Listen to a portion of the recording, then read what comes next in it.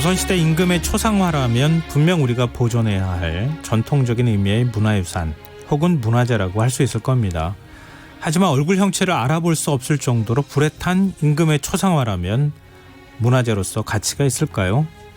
최근 문화재청에서는 불에 탄 임금의 초상화, 즉 어진을 근대문화유산의 개념인 한국전쟁유산으로 등록을 추진하겠다라고 발표했는데요. 오늘 흔적의 역사에서는 불에 탄 어진에 대한 얘기를 나눠보도록 하겠습니다. 경향신문 이기환 선임기자, 오늘도 역시 나오셨습니다. 안녕하세요. 네, 안녕하십니까. 네. 네.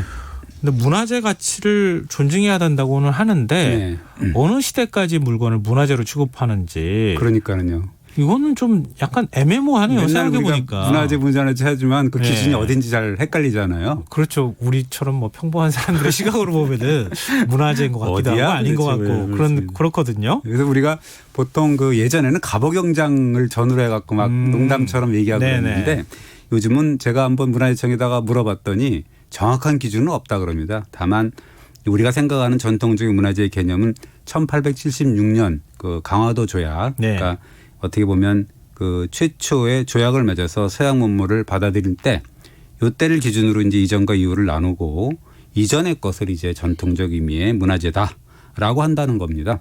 아, 그럼 시대가 일단 시대 구분이 들어가는 거네요. 뭐 그렇죠. 불문율처럼 들어간다고 봐야죠. 네, 지금으로 따지면 한 130, 40년 정도는 돼야 그래야 시간이 지나야 유물로서 문화재로서 가치를 일단 기본적으로 인정받을 수 있는 기준을 충족하는 것이다. 예, 그렇습니다. 그런데 그거는 이제 전통적 의미의 문화재고 최근에는 또 그렇지도 않아요. 왜냐하면 근대 문화재, 근대 문화유산의 개념을 둬서 50년 정도가 지나도 뭔가 이 중요한 가치를 지닌 유물이라면 문화재로 삼거나 50년이 안 되더라도 뭔가 보호 조치가 필요한 그런 문화재라고 판단될 경우에는 근대 문화유산의 관점에서 등록문화재로 등록할 수 있다라는 법 규정이 생겼거든요.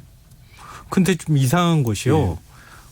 조선 임금의 어진이면 그러면 지금 이 기준으로 말씀하시면 최소 100년은 된 거 아닙니까? 전통적 유산이라고 봐야 되는 거죠. 원래. 네, 최소 100년은 넘은 것이라고 볼 수 있는데 왜 한국전쟁 유산으로 지정을 합니까? 예, 그렇습니다. 뭐 임금 초상화 우리가 어진이라고 하는데 그러니까 문화재청에서 이제 한국전쟁 70주년이 되거든요. 올해가. 그래서 이 70주년을 맞이해서 어진 몇 건을 한국전쟁 유산으로 취급해서 등록문화재로 등록 추진하겠다 이렇게 발표를 했습니다. 그 대상 어진이 뭐냐면 태조 이성계 어진, 그다음에 선조의 아들이면서 인조의 아버지인 원종인데요. 이 원종은 이분은 추존왕이에요. 실제 왕은 아니고 나중에 추존했던 왕이고 그다음에 정조의 아들인 순조, 그다음에 고종의 아들인 순종 어진 등 해서 4건인데요. 사실 이 4건 모두가 모두 치명적인 흠결이 있는 거죠. 그게 앞서 말씀하신 것처럼 형체를 알아보기 어려울 정도로 불에 탔다. 네, 그렇습니다. 태조 어진의 경우는 이 눈이 매섭고 귀 이런 것만 보여요. 그리고 원종 어진은 왼쪽 뺨과 귀 부분이 없어지고 순조 어진은 귀밑머리와 귀만 살짝 보입니다. 그리고 순종 어진은 왼쪽 뺨과 코, 눈이 싹 달아나고 거의 조금만 보이는 뭐 그런 상황이거든요. 이 정도로 훼손이 심하다고 하면 문화재로 지정하기가 조금 어렵지 않습니까? 아무리 이제 일종의 이제 근대 유산으로 인정한다 하더라도 근데 이렇게 문화재로 굳이 등록을 하려고 하는 이유가 있을까요? 예, 그 어진 자체가 전통적 유산이긴 하지만 이 불에 탄 어진들은 사실 한국전쟁 70주년을 맞이해서 전쟁의 참화를 상징하는 문화유산이다라는 판단 아래서 이제 근대 유산의 개념을 도입해서 등록문화재로 등록 추진된다는 얘기죠. 아, 한국전쟁이 났을 때 원래 이게 임금의 어진이 보존이 되다가 그때 그 전쟁의 참화 때문에 불에 탄 것이다. 그런데 그 흔적조차도 역사적 가치를 갖고 있는 것이다. 이렇게 봤다는 정확하게 거군요. 이제 보신 건데요. 이 사실은 어진은 한국전쟁 직전까지는 한 48점 정도가 남아 있었어요. 근데 이제 그것이 창덕궁 선원전에 보관해 두고 있었는데 한국전쟁이 나니까 이제 피란 수도인 이제 그 부산으로 옮겨간 거죠. 지난번 말씀드렸지만 당시 부산에서는 피난민들이 뭐 드글드글한 거죠. 가득 차가지고 판자촌 다닥다닥 붙여놓고 이제 살았던 거여서 불에 취약했겠죠. 그렇죠. 한번 불이 나면 옆집으로 다 그냥 막 번지는 상황이었겠죠. 그렇죠. 혹시 그 국제시장 화재라고 아시나요? 예. 들어보셨죠? 전쟁 중에 난 건데 이게 엄청 유명한 화재 사건이에요. 1950년 12월하고 53년 1월에 이제 2차례에 걸쳐서 일어난 화재인데 지금도 인구에 회자되는 대화재인데요. 이런 화재가 일어났을 때 정신을 차리고 이런 그 어진들, 이런 유물들을 서울로 다시 옮겨놨어야 해야 되는 건데 안 그런 것이 천추한이 된 거다. 그것도 전쟁이 끝나고도 1년 반이나 지난 1954년 12월 26일 날 네. 이른바 부산 동광동 용두산 일대에서 큰 불이 나는데 판잣집 주민이 촛불을 켜놓고 잠을 자다가 불이 옮겨 붙어서 그렇게 된 거거든요. 그래서 이 불 때문에 이 일대 판잣집이 전부 다 잿더미로 변하고 이때 이제 어진도 희생이 된 거죠. 근데 보통 판잣집은 피라민들이 가가지고 네. 이 부산은 산 비탈이 많잖아요. 네. 산 있는데 주로 이제 판잣집들을 많이 짓고 살았다. 이제 이렇게 네. 알고 있는데 문화재 같으면은 그래도 네. 어떻게 공공기관 콘크리트 건물에다가 버젓하게 이렇게 좀 이 네. 보관을 하는 게 맞지 않습니까? 근데 어떻게 판잣집에 불이 났는데 어진이 훼손돼요? 그러니까요. 그게 물론 뭐 부산의 국악원 창고에 임시로 보관해두고 있었는데 불이 삽시간에 번지게 되니까 뭐 걷잡을 수 없었다라고 합니다. 그래서 거기에 이제 임시 보관하고 있던 역대 12대 임금의 어진, 그다음에 임금의 친필 글씨인 어필이라고 하죠. 그다음에 네. 공중일기, 그리고 역대 재상들의 초상화, 참 이것도 귀중한 유물이잖아요. 네. 그런 왕실 유물 4천여 점 중에서 무려 3,500여 점이 싹 다 잿더미로 변했다는 거죠. 너무 아까운데요. 그렇습니다. 예. 예, 조선시대 어진은 함부로 그릴 수도 없었고 재상들의 화가들이. 초상화도 사실은 마찬가지죠. 예. 재상도 어렵게 이제 예. 보존해야 될 거죠. 우리나라 이제 이 초상화를 네. 털 하나 한 올 한 올 살아있게 예, 그린다 뭐 예, 이렇게도 평가할 예. 정도로 굉장히 세밀하게 사람의 어떤 인물을 묘사한다고 하는데 네. 그게 이렇게 문화재가 다 소실이 됐다는 게 네. 너무 안타까운데요. 그러고 나니까 숭례문 화재가 또 생각나네요. 그렇습니다. 이게 뭐 사실 참 통탄을 노리신 게 전쟁 끝난 지 1년 반이나 지났는데 참 창고에 그렇게 처박아뒀다는 게 한심한 일이고, 그죠? 그래서 네. 이 경향신문 기사를 당시에 보면 한탄을 하죠. 4,000년 이상 쌓아온 선주의 문화의 탑이 이처럼 무관심 소홀히 훼손되고 우리는 무슨 문화민족이라고 말할 수 있을 것인가. 그리고 어떤 외국인이 이러더라. 너희는 도대체 선조가 남긴 문화유산을 어떻게 그렇게 천대하느냐라고 아주 괴이한 표정을 지으면서 뭐 쯧쯧대더라. 뭐 이렇게 한탄을 하더라고요. 그럼 그때 그 화재로 네. 이렇게 형체를 다 온전하게 보존하는 그런 어진이 별로 없다고 하는 네. 정도면 거의 다 대부분 소실되고 일부만 살렸다는 거잖아요. 예, 겨우. 완전한 것이 있어요. 그러니까 있긴 영주 있어요. 어진 경우는 2점이 있는데요. 연인군 시절에 한 점을 포함해서 그거 뭐 아까 얘기했던 그 왕세제 책봉되기 전인데 1714년 21살 때 이제 부왕인 숙종이 하사한 연인군 초상화가 하나 있고요. 그다음에 임금으로서 한참 통치하고 있을 무렵 뭐 51살 때 어진 한 점. 그래서 영조권만 2점이 무사히 있죠. 남아 있죠. 혹시 다른 임금 건 없습니까? 반쯤 불에 탄 철정 어진이 한 점이 있는데요. 네. 그래서 이 완전한 영주 어진 2점하고 반쯤 남은 철정 어진 이것도 사실 잘 안 보이는 거거든요. 그런데 어쨌든 이것들은 3점이죠. 이건 보물로 지정이 됐습니다. 이미. 그리고 오늘 이번에 이제 문화재청에서 한국전쟁 70주년을 맞이해서 한국전쟁 유산으로 등록한다는 어진, 이것은 이제 아까 얘기했던 태조, 원종, 순종 어진인데 거의 네. 얼굴 형태를 뭐 알아볼 수가 없는데 뭐 하여튼 이 전쟁 기념으로 등록문화재로 등록한다는 얘기죠. 전쟁의 참상을 보여준다라고 했어요.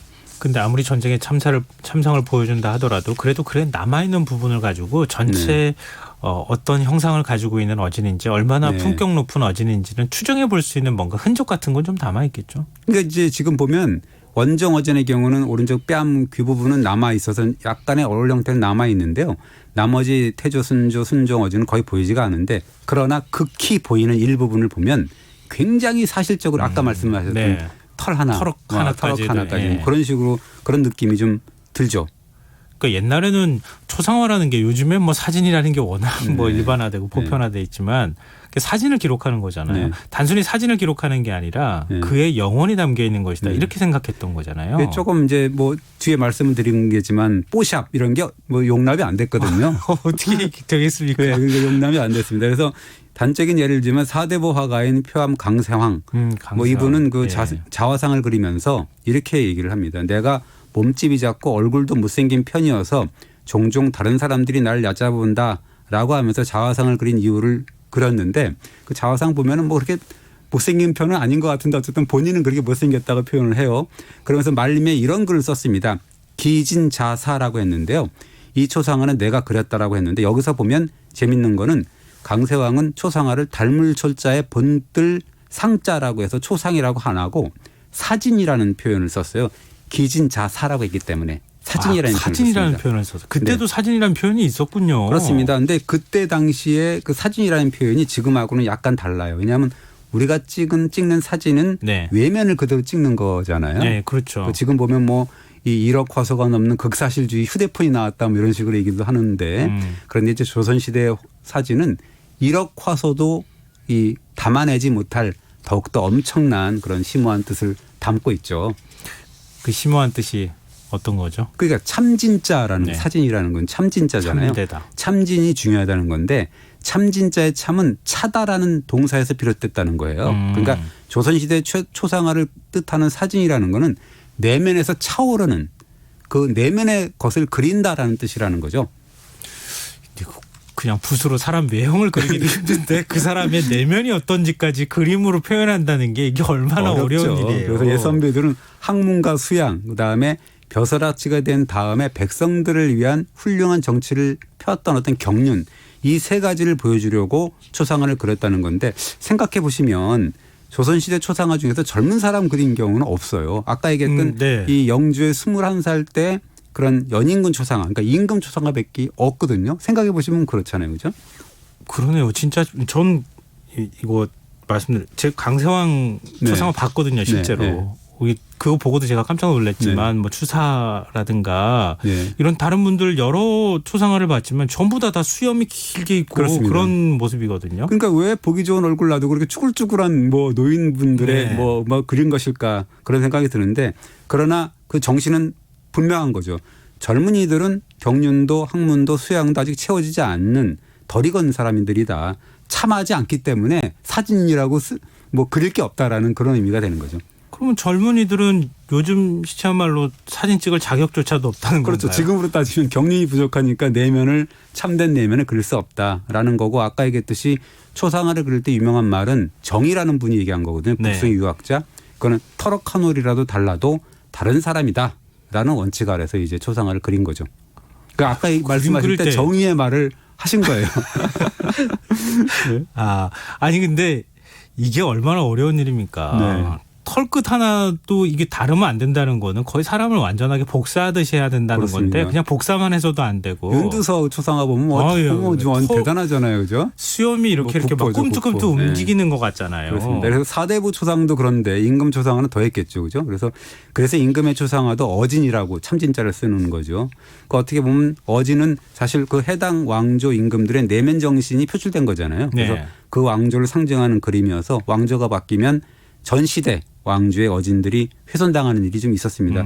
조선 개국과 함께 그 고려 왕조의 어진을 핍박하고 훼손한 임금이 있었는데요. 혹시 누군지 맞춰보십시오. 그럼 그냥 단순히 사진이 아니고 그 네. 사람의 정신이 담겨 있는 거니까 그 이전 시대 이제 어진들을 왜 핍박하고 없앤 분이 있거든요. 핍박했다기보다 아예 그냥 없애버려 뭐 이렇게 글쎄요. 아무래도 난폭한 군주 아니었을까요? 근데 반전인데 세종 임금이거든요. 세종 임금이요? 그 성군이라고 하는. 예. 근데 이분이 실록에 나오는데 세종 8년에 고려 멸망 후에 도화원에 보관하고 있던 역대 고려 군왕과 왕비의 초상화를 불태워버렸다는 기록이 있고요. 그리고 이 임금을 주주한 고려 임금의 동상 그다음에 고려 공신들의 영정을 보이는 족족 땅에 묻거나 불에 태웠다. 그것도 4번씩이나 이런 기록이 남아있거든요. 고려시대 유물이 별로 안 남은 게 다 이런 것 때문이 아니었나 생각되는데요. 네. 왜 이렇게 성군이 이런 일을 저질렀을까요? 아마 보기 싫었던 거 아닌가 싶어요. 왜냐하면 이 마치 살아있는 것처럼 사실적으로 그린 거잖아요. 네. 고려시대 초상화도 그랬을 것 같잖아요. 그래서 어진은 단순한 그림이 아니라 왕조를 상징한다고 봤을 거고 그래서 색출 작업을 해서 없애버릴 생각도 했을 것이다. 추정을 하는 거죠. 제가 만약에 화가였으면요. 네. 내 모습을 그려라. 이렇게 네. 임금이 이렇게 딱 앉으셨을 거 아니에요. 네.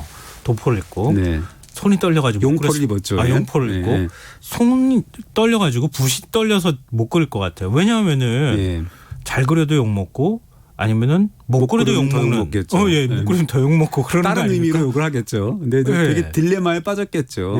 극사실주의를 그려야 하는데 임금들은 뭐 자기 얼굴 마음에 안 든다고 얘기를 했을 거고 뽀샵 처리는 할 수는 없고 실제로 몇몇 임금들은 초상화 그리기를 굉장히 꺼려했다고 하고요.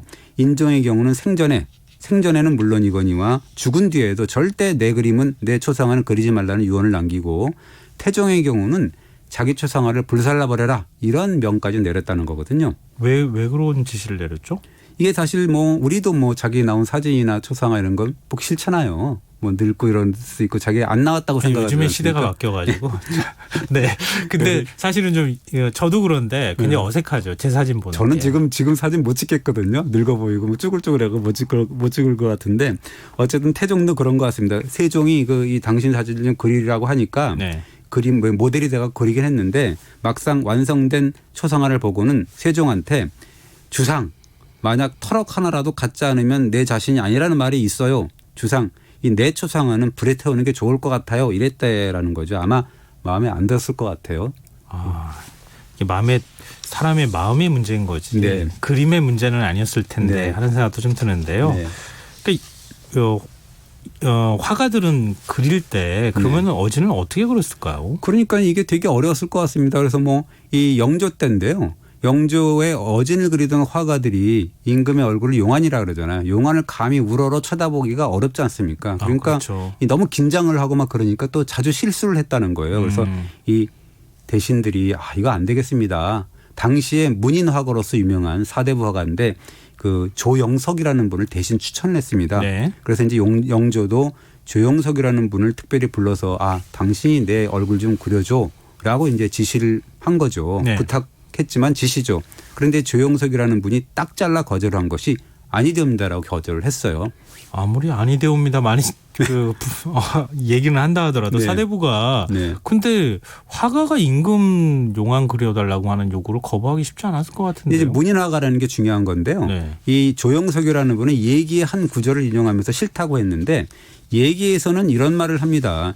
기회를 가지고 임금을 섬기는 자는 사대부의 반열에 낄 수가 없다라고 말을 했습니다. 제가 아무리 용렬한 인물이지만 어찌 기회로 임금을 섬기겠습니까? 그리고 조정에서 도화서라는 관청을 설치한 이유가 뭡니까? 어진을 제작하려고 설치한 거 아닙니까? 근데 왜 나한테 그러십니까? 이런 얘기예요. 나한테 그려달라고 할 필요 없습니다. 도화원 가서 알아보세요. 이런 얘기를 한 거죠. 그러니까 아무리 임금이지만 네. 사대부 보고 천한 그림을 그리라는 게 말이 안 되지 않습니까? 예. 뭐 이런 소리를 한 거예요. 그렇죠. 예. 그렇게 얘기를 한 거죠. 이건 너무 간이 커도 너무 큰 거 아닙니까? 간이 커지 그래서 이게 뭐 임금 명령 뭐 완전히 무시한 건데 그래서 네. 영조가 너 지금 무슨 말하는 거냐라고 화를 벌컥 내기도 하고 대신들도 지금 임금을 능멸하는 거 아니냐 그러면서 실제로 조영석은 옥고를 치르고 그랬는데요. 끝내 영조 그림은 그리질 않았어요. 뭐 죽어도 못 그린다는데 뭐 어떻게 할 수는 없잖아요. 그 옛날 분들은 참 뭐랄까 체면도 좀 중요하게 생각했던 것 같아요. 그렇습니다. 뭐 요즘도 이런 기계는 좀 부럽긴 한데 뭐 명분은 지키는 거니까는요. 네. 그런 의미도 들고 지금 불에 탄 어진을 그림 보면 되게 억장이 무너지거든요. 근데 뭐 반문 교사로 삼아야 되겠다는 생각이 들고 문화재 잘못 취급하면 적거리 된다라는 그런 의미에서 보면 문화재 자격이 충분하다고 생각이 됩니다. 우리 후세 때 사람들한테 굉장히 되게 무거운 화두를 주는 거네요. 그렇죠. 반문 교사죠. 예. 근데 그거 직접 그림 보셨어요? 어떤 거요? 어진요. 어진요? 예, 그림 흔적 일부 남아 있는 거예요. 있습니다. 예, 기사도 써가지고 전시도 아마 할 거예요. 지금 코로나 때문에 안 되는데 조금 있다가 아마 할 거라고 이제 예정이 돼 있습니다. 만약 공개하면은 저도 가서 좀 보고 싶습니다. 네, 오늘 흔적의 역사 지금까지 경향신문 이기환 선임 기자와 함께했습니다. 오늘 말씀 고맙습니다. 네, 감사합니다. 오늘 모바일 상품권 당첨자는 홈페이지 공지사항에서 확인하실 수 있습니다. 김성환의 시사야. 오늘 순서는 여기서 마무리해야겠습니다. 전 내일 밤 다시 찾아뵙겠습니다. 지금까지 시사평론가 김성환이었습니다. 편안한 밤 되십시오.